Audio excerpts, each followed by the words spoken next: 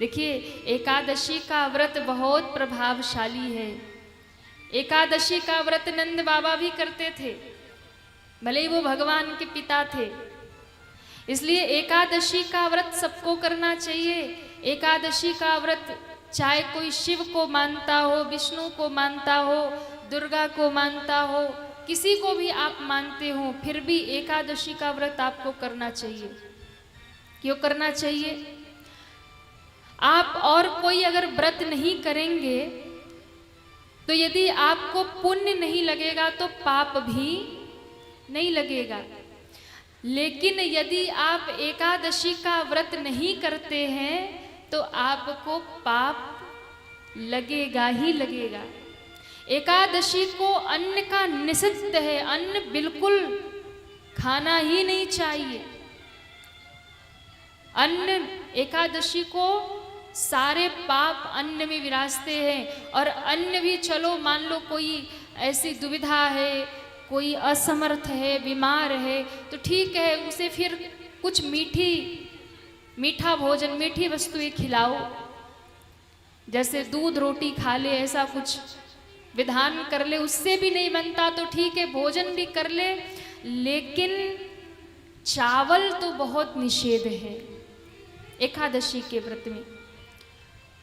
अभी 3 अक्टूबर को भी पाप कुंशा एकादशी आएगी। अश्विन मास के शुक्ल पक्ष की जो पड़ने वाली एकादशी है, पाप कुंशा एकादशी, इसका भी बड़ा महत्व है। दशहरा विजयदशमी 2 तारीख को है और 3 अक्टूबर को पाप कुंशा एकादशी है। 3 अक्टूबर को पाप कुंशा एकादशी का व्रत अवश्य करिए। क्यों? क्योंकि ये एकादशी इतनी प्रभावशाली है, इस एकादशी का इंतजार तो देवता भी करते हैं। पाप पर हमारे जो अंकुश लगाने वाली है, ऐसी एकादशी पाप कुंशा एकादशी, जो हमारे पाप पर अंकुश लगा देती है, ऐसी एकादशी है पाप कुंशा एकादशी। इस एकादशी का व्रत करने से हमारे पूर्व जन्म के भयंकर से भयंकर पाप भी समाप्त हो जाते हैं, जल करके राख हो जाते हैं। ऐसी पाप कुंशा एकादशी, क्योंकि इसका नाम ही है पाप कुंशा, जो पाप पर अंकुश लगाने वाली है, पाप को जलाकर भस्म कर देने वाली है, पाप को मिटा देने वाली है, पूर्व जन्म के भयंकर से भयंकर पापों का भी शमन कर देती है ये पाप कुंशा एकादशी। इसलिए विजयदशमी के बाद पाप कुंशा एकादशी, जो अश्विन मास के शुक्ल पक्ष में आती है। वैसे तो एकादशी 2 तारीख को ही संध्या में प्रारंभ हो रही है, पर उदया तिथि में नहीं है। इसलिए इस एकादशी का व्रत, पाप कुंशा एकादशी का व्रत 3 अक्टूबर को दिन शुक्रवार को किया जाएगा। और इस व्रत का पारण 4 अक्टूबर शनिवार को किया जाएगा। पारण का जो समय रहेगा वो सुबह 6:16 से लेकर के 8:45 तक। पारण का जो समय होता है उसी समय हमें व्रत का पारण करना चाहिए। तो 3 अक्टूबर शुक्रवार को इस व्रत को आप धारण करें। 4 अक्टूबर शनिवार को सुबह 6:16 से लेकर 8:45 के बीच में इस व्रत का पारण करें। निष्ठापूर्वक जो भी पाप कुंशा एकादशी का व्रत करता है, इस दिन दान करता है, भजन करता है, उसके जन्म के, पूर्व जन्म के और इस जन्म के भी भयंकर से भयंकर पाप समाप्त हो जाते हैं। पितृ दोष मिट जाता है। ये एकादशी आपके पितरों का भी उद्धार करने वाला है। इतना सामर्थ्य है इस एकादशी का। इस एकादशी के करने से पितृ प्रसन्न होते हैं, पितरों को भी इसका फल प्राप्त होता है। जो भी पाप कुंशा एकादशी का व्रत करते हैं उन्हें 1000 अश्वमेघ यज्ञ करने का फल प्राप्त होता है। अब सोचिए 1000 अश्वमेघ यज्ञ कहाँ करने जाएंगे। लेकिन अगर एक पाप कुंशा एकादशी का व्रत कर लिया तो 1000 अश्वमेघ यज्ञ का फल प्राप्त हो जाता है। 100 सूर्य यज्ञ करने का फल आपको प्राप्त हो जाता है एकमात्र एकादशी का व्रत करने से। अब सोचिए कि ये एकादशी कितनी प्रभावशाली है। 1000 अश्वमेघ यज्ञ कोई करे, 100 सूर्य यज्ञ कोई करे, उसका फल केवल और केवल पाप कुंशा एकादशी का व्रत पालन करने से ही आपको प्राप्त हो जाता है। इतनी प्रभावशाली ये एकादशी है। देवता भी इस एकादशी का इंतजार करते हैं। ब्रह्म वैवर्त पुराण में इसकी बड़ी प्यारी कथा है। देखिए, आप जो भी एकादशी करते हैं ना, उस एकादशी के व्रत की, हर एक एकादशी की एक कथा है। हर एकादशी की व्रत की एक कथा है। तो जब भी आप किसी भी एकादशी का व्रत करें तो उसकी कथा का श्रवण अवश्य करें, क्योंकि यदि आप उस व्रत की कथा को श्रवण करते हैं तो वो भी अपने आप में करोड़ों यज्ञों का फल देने के समान होता है, केवल कथा श्रवण करने मात्र से। तो पाप कुंशा एकादशी जो है, इस एकादशी के व्रत की कथा भी बड़ी अद्भुत है। ब्रह्म वैवर्त पुराण में भगवान श्री कृष्ण युधिष्ठिर से कहते हैं, महाराज ये पाप कुंशा एकादशी बड़ी प्रभावशाली है, बड़े से बड़े पाप को समाप्त करने वाली है। क्या महिमा है, क्या कथा है? कहा, विंध्य पर्वत पर एक बहेलिया रहता था। विंध्य पर्वत पे एक बहेलिया रहता था।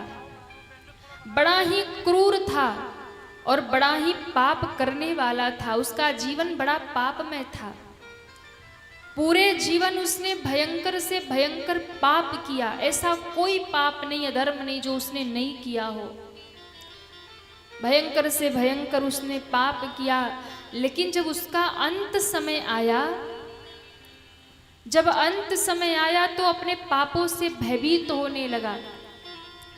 अंत समय जब आया तो उसे उसके पाप सताने लगे और वो समझ गया कि मैंने जीवन भर जो पाप किया है, अब इन सारे पापों का दंड मुझे अवश्य ही मिलेगा। अब मुझे नरक की यातना करनी पड़ेगी, यमलोक का मुख देखना पड़ेगा और जीवन भर के सारे पाप मुझे नरक में जाकर के काटने पड़ेंगे। अपने उस पाप के दुख से, व्यथा से व्यथित होकर के वो बहेलिया अंगीरा ऋषि के पास गया। अंगीरा ऋषि से जाकर के उसने प्रार्थना किया, महाराज मैंने जीवन भर बड़ी क्रूरता की है, मैंने जीवन भर बड़ा पाप किया है, कोई ऐसा पाप नहीं जो मैंने छोड़ा हो। मैंने बहुत भयंकर पाप किया, बहुत क्रूरता की है लोगों के साथ में, पाप में जीवन व्यतीत किया। अब मुझे इस बात से बहुत भय लग रहा कि अब मुझे यमलोक का द्वार देखना पड़ेगा, नरक के द्वार जाना पड़ेगा।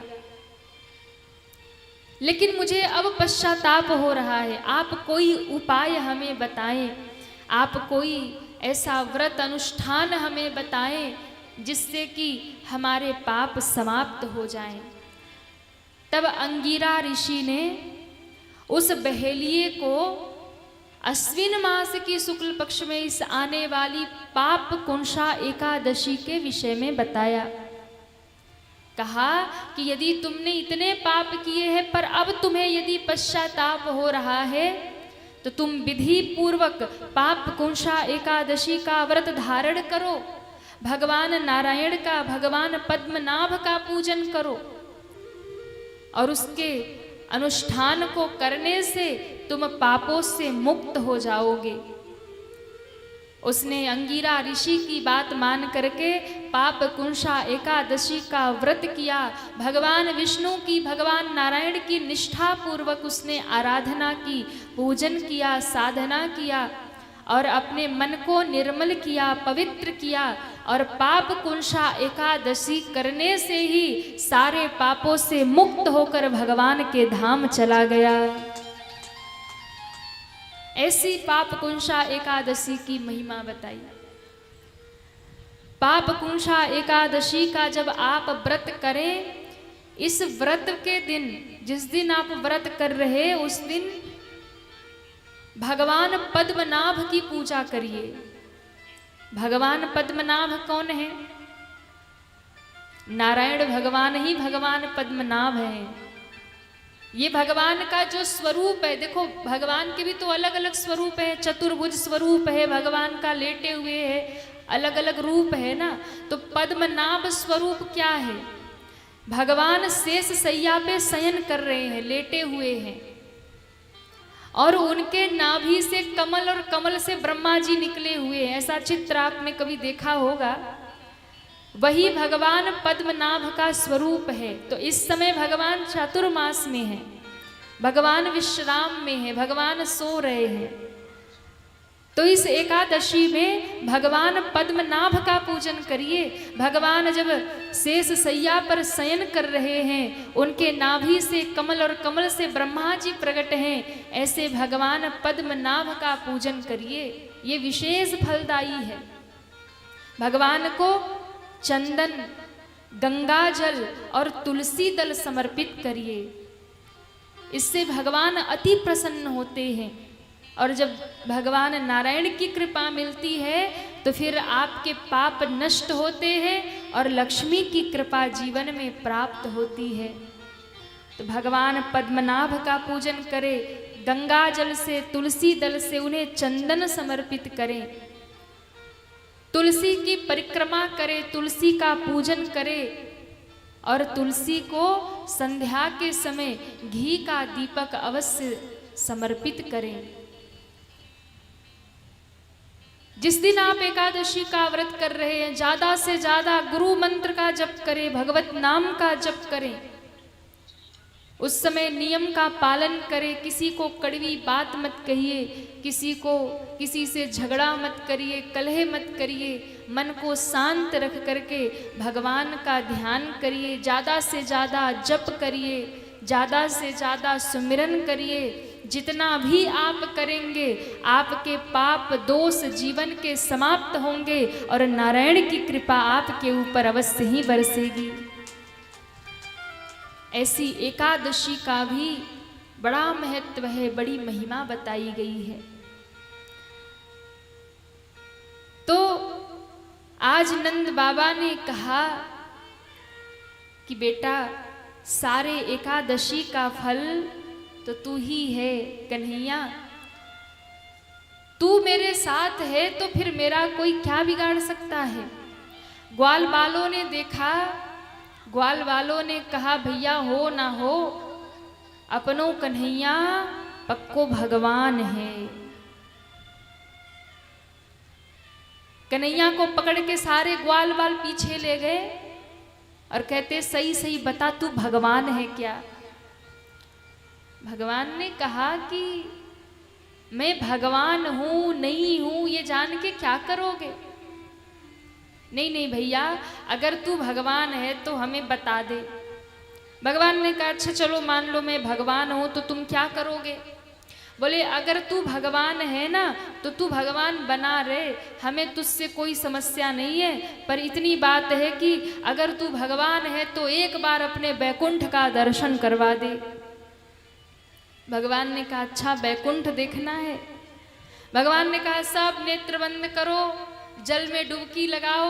सबने जल में डुबकी लगाई, जैसे ही नेत्र खोला तो सब बैकुंठ में खड़े। नारायण भगवान का दर्शन हुआ। भगवान के पार्षद चार चार भुजा वाले।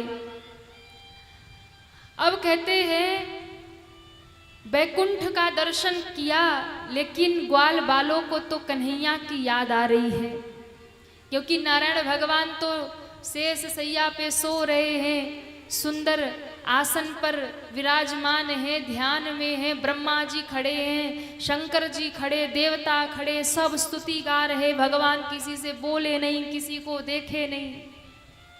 ग्वाल बालों को वृंदावन की याद आई, नेत्र खोला सोई वृंदावन में खड़े हैं। सामने ठाकुर जी मुस्कुरा रहे। भगवान ने कहा, कहो कैसा रहा बैकुंठ हमारा। ग्वाल बालों ने कहा, भैया तेरा बैकुंठ तो बहुत बढ़िया है, लेकिन हमारे वृंदावन जैसा आनंद बैकुंठ में नहीं है। वहां तो तेरे बहुत ठाट हैं, बड़े बड़े देवता सब तुम्हारी स्तुति करते, पूजा करते हैं, लेकिन भैया जो सुख वृंदावन में हमें तेरे साथ मिलता है वो बैकुंठ में नहीं है। क्यों नहीं है? क्योंकि वहां तो तू किसी से बोलता नहीं, किसी के साथ कुछ करता नहीं व्यवहार, बस ध्यान में बैठा रहता है। सब तेरी स्तुति गाते हैं। रूप ही अलग है, वैभव ही अलग है, स्वरूप ही अलग है। पर कन्हैया यहाँ तो तू इस रूप में हमारे साथ खेले, खावे, गैया चरावे, सोई हमको तो आनंद वृंदावन में ही आता है। क्या करेंगे वैकुंठ लेकर के? हाँ, कहा करो वैकुंठ जाई, क्या करेंगे वैकुंठ जा करके जब हमें सुलभ रूप में भगवान यहाँ प्राप्त हैं। इसलिए वृंदावन बिहारी भगवान बड़े सहज हैं, जल्दी मिल जाते हैं, पर वैकुंठवासी भगवान बड़े दुर्लभ हैं, बड़े कठिन हैं, जल्दी नहीं मिलते। यहाँ तो कोई अपना लाला बना लेता है, भगवान को, कन्हैया को कोई अपना पुत्र बना लेता है, कोई अपना प्रियतम बना लेता है, कोई पति बना लेता है, कोई उन्हें अपना पिता बना लेता है, कोई माता बना लेता है। जिसका जैसा भाव है लोग भगवान से अपना संबंध जोड़ लेते हैं और भगवान निभाते हैं। भगवान भक्ति से यदि कोई संबंध भगवान से आपने बना लिया ना, त्वमेव माता च पिता त्वमेव, त्वमेव बंधु च सखा त्वमेव। माता बना लो, पिता बना लो, गुरु बना लो, बेटा बना लो, सखा बना लो, पति बना लो, प्रियतम बना लो, वो सब बनने के लिए तैयार है महाराज। भगवान कहते जिस रूप में तू चाहेगा मैं उस रूप में तुझे मिल जाऊंगा। बस एक बार तू भगवान को पाने के लिए निकल।